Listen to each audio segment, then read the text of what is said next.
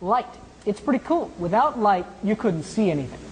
And in order to see something, you need light waves to come in, bounce off whatever it is you're going to look at, and then it has to travel a path and get back up in your eyes.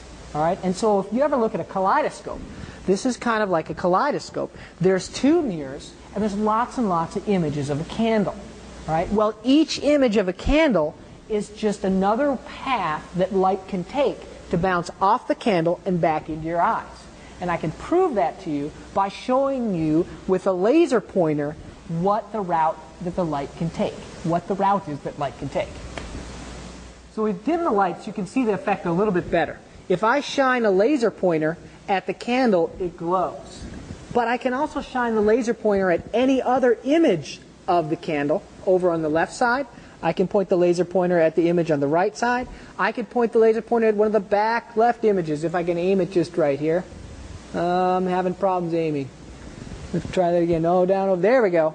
I can aim. I can hit it from back, and no matter what path I shine the laser pointer, as long as I'm pointing to the candle or an image of the candle, I light the candle up.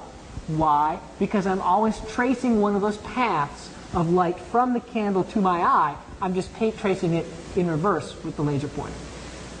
Stolen the camera from the hands of the cameraman because I got to take a picture of myself in the mirror here.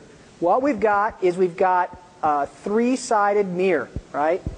Actually, it's just two-sided, and but it's in right angles. And the cool thing is if I spin this table here, right? If I spin this around, the mirrors move, but you can see that my reflection back in the back does not move.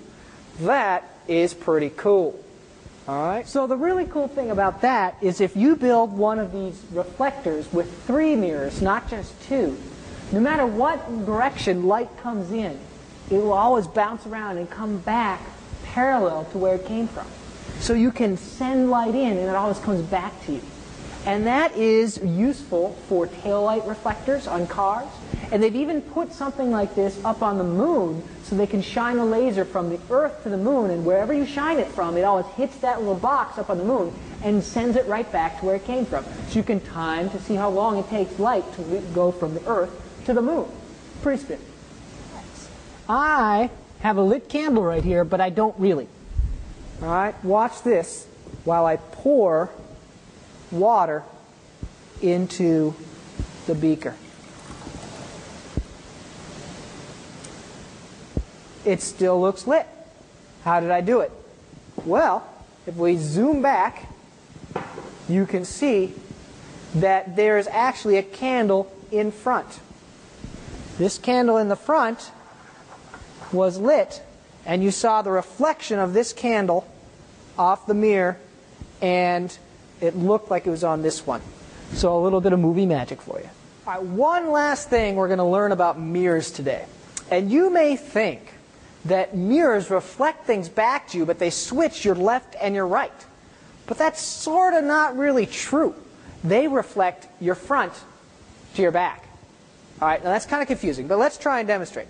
So here's my left hand, right? And in the mirror, it looks like my right hand, right? And so you might think, oh, it's flipping my left to my right. Well, let's look at this.